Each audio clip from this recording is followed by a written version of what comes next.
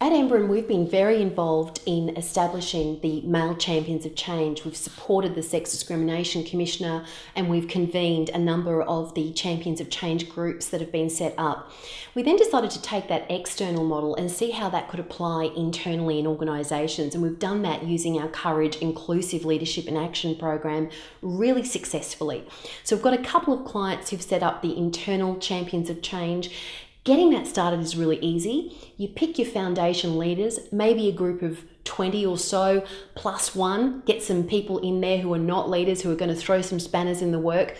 And what we do is we launch the program with a bit of a workshop that really challenges people's thinking around the way things have always been done. Because the way things have always been done is not going to get us to where we need to go. And understanding that inclusion and hearing the voices of every employee in the business is how we're going to get there. So we challenge people right up front to come up with 5 experiments that they can come up with in their business that relate to what they're doing day to day. So not new initiatives on their to-do list, stuff that relates to what they're doing right now in the business. We get them to form groups and go through that courage program together and reconnect and get really challenged with what they're doing. We've seen some amazing results of some very inspiring and creative experiments.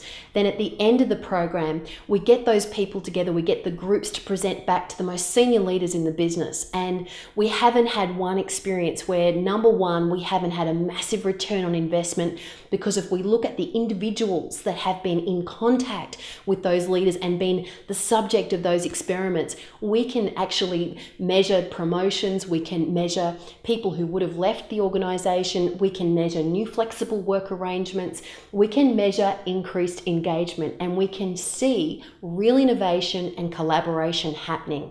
So to me, if you want to try an experiment in your organisation which is guaranteed to work, it's guaranteed to be a game changer, talk to us about setting up the internal champions of change within your business.